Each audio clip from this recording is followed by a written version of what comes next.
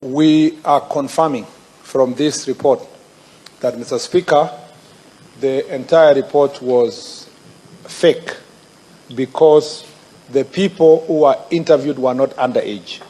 And that's why, Mr. Speaker, I went the whole length to read their names, their pseudonyms, Mr. Speaker, and who they are, what they do, and why, what was the motivating factor when they were posing as children. Mr. Speaker, that is not, and the statement also is very clear. That is not to say there may be no cases of sexual exploitation of young people in the country. And Mr. Speaker, the security agencies, including the anti-trafficking unit, have done tremendous work since the days of Gilbert Dare, Mr. Speaker, among others, to make sure that these incidents are managed. But we still have cases of human trafficking, including those that come from neighboring countries passing through Kenya.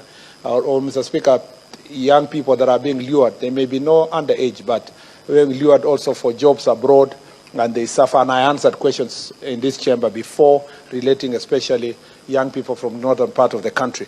So that is not to say we are not grappling with issues of human trafficking, but as far as the BBC documentary is concerned, it was a hoax.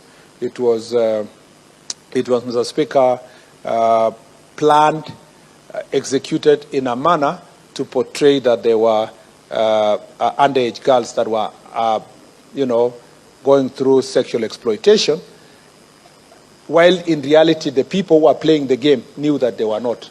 Now, on the part of BBC, insofar as media ethics is concerned, it remains at large there to know whether, the first question is, why would someone promise financial reward in case information is going to be shared? Was the financial reward intended to get a good story that can be aired by BBC and therefore improve the well-being of the reporter? Or was it also the financial reward was actually part of the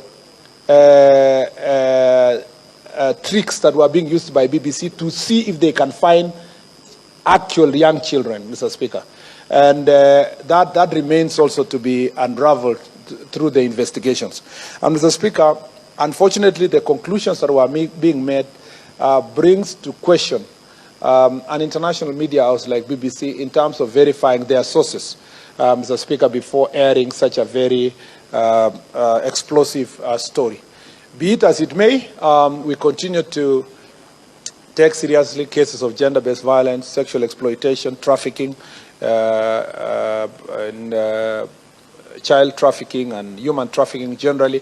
We take them seriously, Mr. Speaker, whether or not it was contained in the BBC documentary, because it's a human rights issue and it is organized transnational crime that we must deal with together.